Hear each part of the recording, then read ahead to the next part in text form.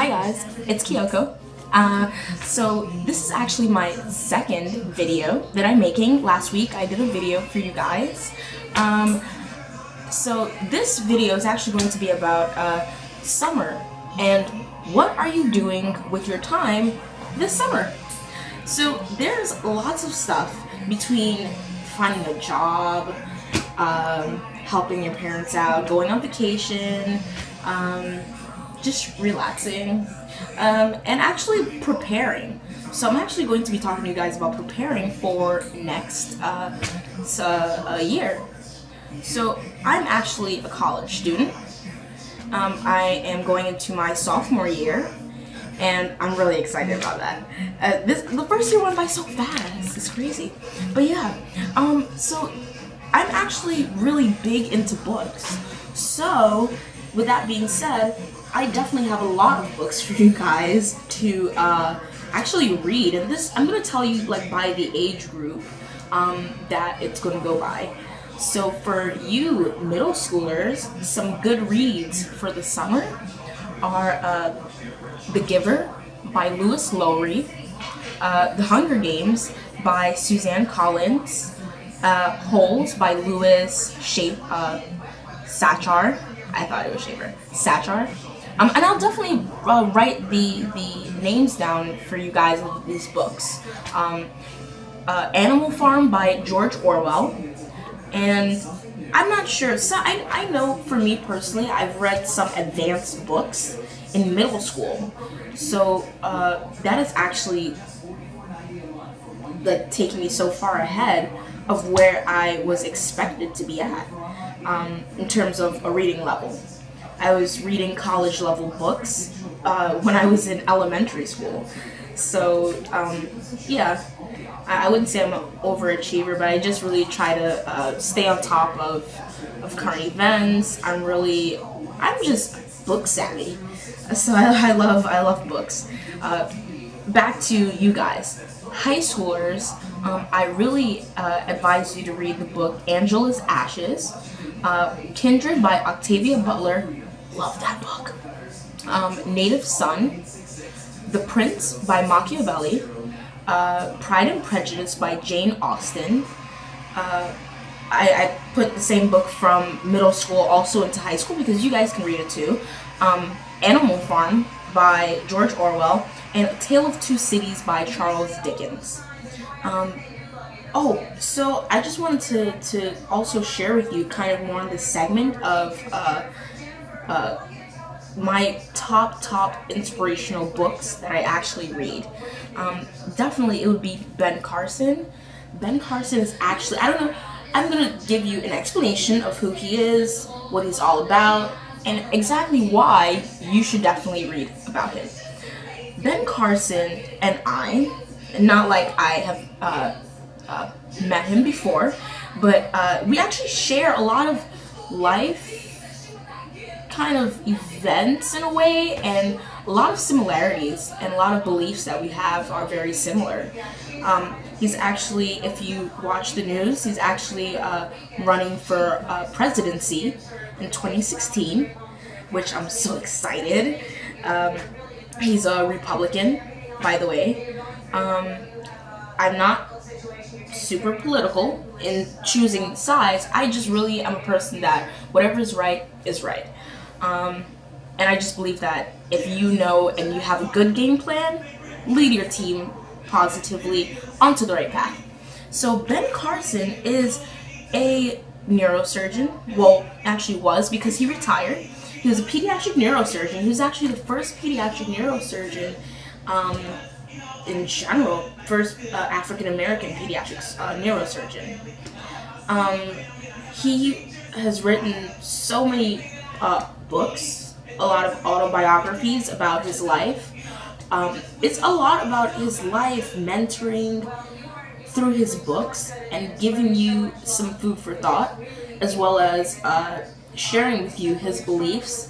And one common belief that we also both have is our belief in God.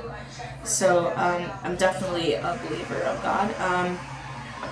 Some of the books that he's written were Gifted Hands, which was written in 1996, Think Big, The Big Picture, and take the risk learning to identify, choose, and live with acceptable risk. An amazing book. All of these are amazing books. I actually fell in love with reading about Ben Carson when I was in, I would say the third grade. I read like a little snippet about his life in a book that I just stumbled across in my classroom. And ever since then, I went out and I got the first book, which was Gifted Hands. And then after that, I would say probably by the time I was in 4th grade or 5th grade, I got the book, The Big Picture. And then probably later on, probably maybe 2 more years later, I actually kind of got these books right when they came out, after the year 2000, beyond. Yeah, so I actually got those books when I was really so interested in becoming a doctor. He's actually where I got my inspiration from, to become a pediatric neurosurgeon just like him. I am so interested in the medical field, and this is why my field that I am definitely all around, which is psychology, sociology, medicine. I mean, I'm really in college. This is what college is all about, actually. It's all about exploring and figuring out what grasps or what really jumps out to you, you know? So that's definitely something that you should really think about. Don't pressure yourself. That's another tip. Don't pressure yourself, because just like Ben Carson, he didn't really have a set game plan going into college. He was actually more fascinated when he was younger, when he would take his hospital visits, to actually take time to observe it. It was more like a fantasy to see, like, wow, they're calling, what he also mentioned, they called Dr. Jones, which is one of the doctors that he's heard over the PA system in the hospital. So once he heard Dr. Jones, he dreamed of becoming a doctor, and for over the PA system, for him to actually be called Dr. Carson. And I thought it was so beautiful. When I read all these articles and these books and about his life in general, he's an amazing guy. He went from being a 2-parent household to then for his mom as well being his inspiration, just like my mother is my inspiration, to actually transitioning into that 2-parent household into 1-parent household where his mother was really just the driving force behind him, you know? And it's so wonderful when you do have parents that are a driving force behind you, you know? I definitely would say my mother is a huge driving force behind me. Just like Ben Carson's mother would tell him, read, educate yourself, believe in yourself. You can be anything that you want to believe in. Even when he actually had rough times during his childhood, you know, a little bit of anger, rage inside of him, a lot of, it's really what happens usually as youth sometimes. You know, you go through these stages where it really actually helps you, just like it has helped him, between what he's went through, to his belief in God, to his mother being the backbone of him.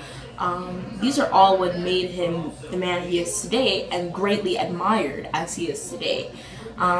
He actually was the chief or director of pediatrics, the pediatric neurosurgery department in Johns Hopkins University Hospital. I'm sorry, this is unscripted, so I'm just talking completely straight to you guys.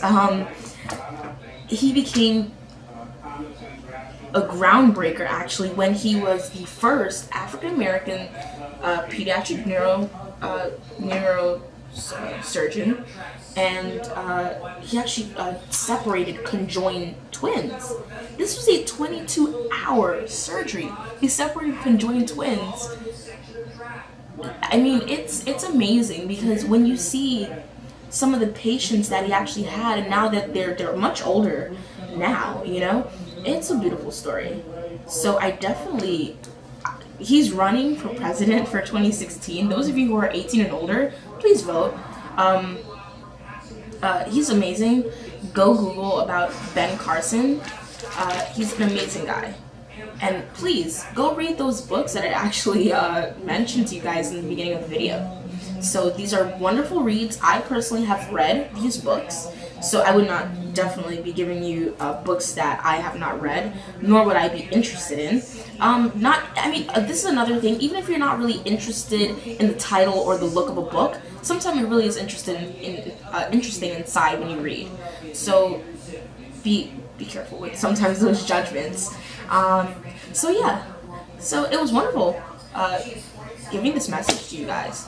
So please subscribe, like, definitely comment. Like I've said in my previous video, please watch it.